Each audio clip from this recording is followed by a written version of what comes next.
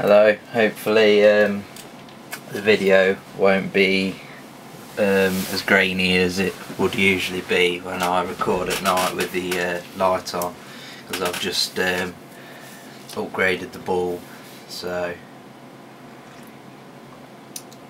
hopefully the video quality will be a bit better. So yeah, Saturn's out. I want to have a look at Virtua Racing, another game that someone's bought from Blockbuster at some point.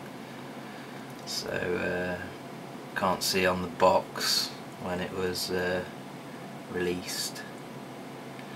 It says, "Get ready for the biggest and best Virtua Racing yet. 5 cars, 10 tracks and more gameplay modes than you could shake a stick at. Race against the clock, full Grand Prix lineup, or against a friend in the split screen 2-player mode." So this was one of the games I was actually quite excited about getting when I got Saturn. I got this with a whole bunch of other games, got a pretty decent deal. And it was released originally in 1994. And this is basically like the definitive version of Virtua Racing. You may remember originally it was a arcade game, I think, and then we ported it to the Mega Drive with a chip. I think the cartridge was originally bigger, but yeah, similar to the Super Nintendo Super FX chip. So yeah, so I'll bang it in, hit record. I actually wanted to get this after watching a Classic Game Room CGR review of it. Looked pretty cool on there, so I thought I'd like to get that, and came up in a bundle, so now I've got it.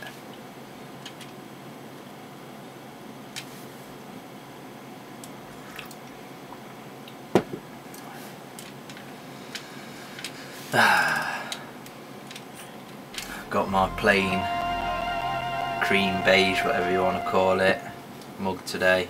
Got some tea in there, of course. So really the Saturn should be able to handle this game really easily. Start to play. There was also a 32X version, I think, of this. Got the cool loading screen with the there we go, arcade. Cool loading screen with the word loading bouncing around the screen, separate letters. That's pretty cool. Gearbox, manual or automatic. So we've got a whole load of tracks. We've got North America, Greece, Europe, and Greece in Europe. So 3 tracks to begin with. Which one looks cool? Europe, Big Forest. We'll go with the Big Forest. So push start to race. So I'm guessing this is going to be the F1 cars. I assume they're F1 cars, I don't know, might be Indy cars. But there is a, from the review I watched, the career mode has like go-karts and other karts in there, other cars, sorry, that you, how the fuck, how do I go? I'm just trying to sort my view out. So actually plays pretty similarly to Andretti Racing, which I've done another Let's Play video of. Quite, oh, bloody hell, quite disappointing that the you know, the draw distance on this game should be bang on. You know, it's a Mega Drive game. And the sound effects for the for the engine, it isn't very good either. The music's a bit random. It seems to kick in when you go through a checkpoint and then disappears. Don't know what that's all about. It does play pretty nicely, I must say. I'm not really sure about the frame rate, 'cause it's hard to, with graphics like this, it's a bit hard to tell.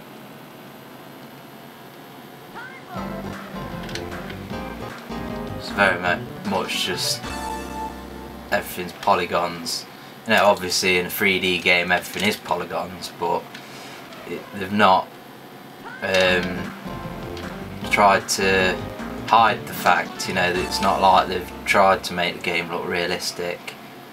I think the way to look at this game is that it's just like a novelty, you know, just like a definitive, you know, like nowadays you'd have a HD remake, you know, things like Silent Hill HD collection. I think that's the way you got to look at this. It's just like a CD rejig of the original game. So it takes quite a while to accelerate once you've crashed.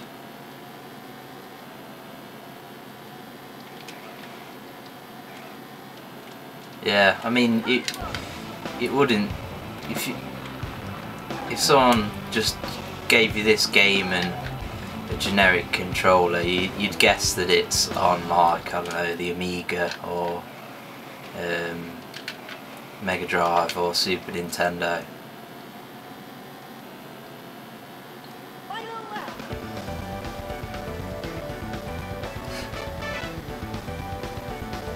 Yeah, I think it's pretty cool title to own, but I can imagine it wouldn't have been an amazing title to pick up when it first came out. I imagine it's the sort of game that would have dropped in price pretty rapidly. To be honest, I'd expect if a game like this came out now to pay like $24.99 for it or something like that. I wouldn't want to pay full price for a game like this. It's not to say that it's a bad game. The point I'm just making is that it's not a new game. It's, you know, if they charge full price for this, it'd just be blatantly out to make money. Obviously they are out to make money, that's why I make a game, but you know, you'd be into the realms of ripping people off. So I didn't finish that race, unfortunately. Grand Prix. I think really the graphics are one of the things that defines this game, even though, you know, they're pretty bad by today's standards. They're what gives the game its unique style, sort of thing. So we've got some more tracks here. Surfers Speedway Oval, Alpine, Diablo Canyon, Acropolis. I'm sure that's the same track that was just Greece last time. Metropolis, Pacific Coast, Amazon Falls. So quite a few tracks. I don't think the original version came with that many tracks, so they might be Saturn exclusives, but I'm not 100% on that. Loading times are pretty decent. You're not, don't seem to be waiting around as much as in Andretti Racing. So here we're starting off on the go-karts. You also got some also change of view. So you've got in-car view.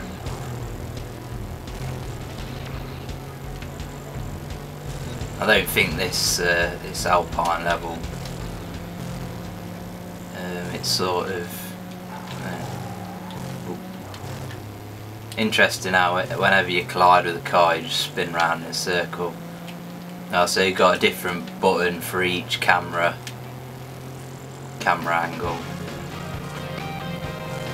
In these go-karts don't seem much slower than the Formula 1 cars or Indy cars, whatever they are. They drift a bit. It's quite fun. Reminds me a bit of Mario Kart handling. Maybe not as responsive. Obviously you can't fire shells at people.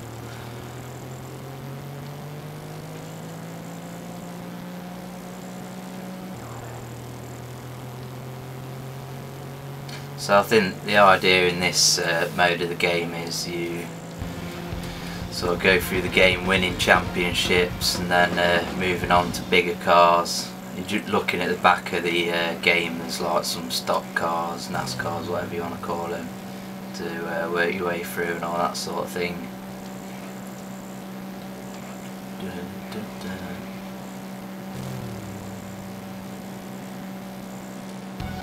Can be a bit hard to see where you're going, really. Yeah, I'm enjoying this. It's a cool game.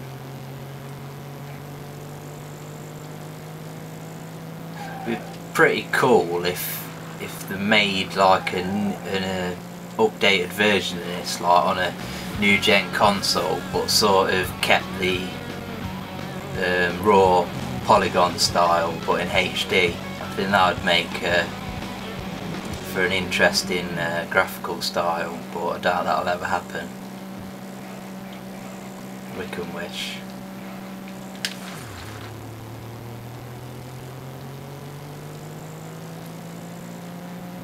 Once again, the sound effects aren't great. You get the feeling that this like go-kart that he runs on tick over all the time. I can't see any difference in handling really when you go on the grass. It was interesting. When I was playing Andretti, if you went on the grass, you know, you were sliding, stuff like that.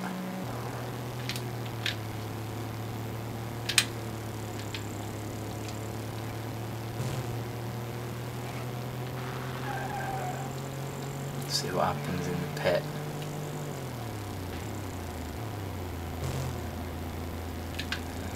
So like Andretti, it's, well, they're deformed characters. It's got a animated pit team that just disappeared to nowhere, but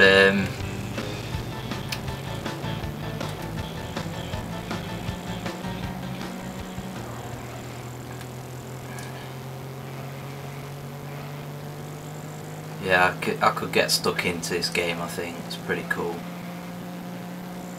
Definitely one to add to your collection if you're a Sega fan. I'd say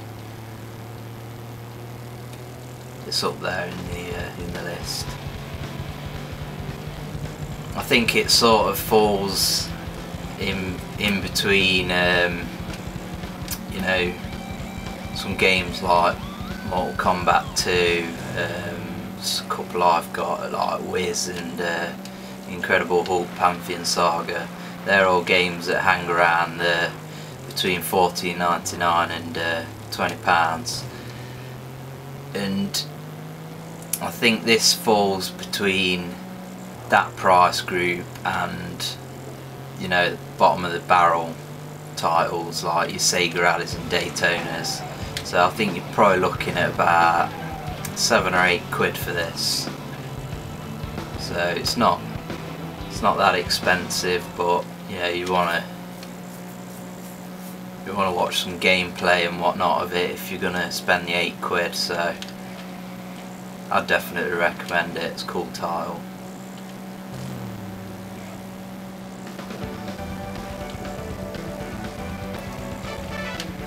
Do quite a lot of laps though.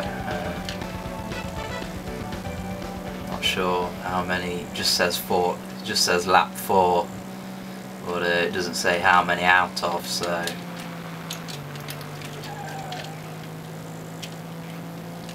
Quite a few different views, camera angles. Get some air. So I'm gonna end it at that. So that's Virtua Fighter for the Virtua Racing for the Sega Saturn. Definitely one to check out if you're a Sega fan.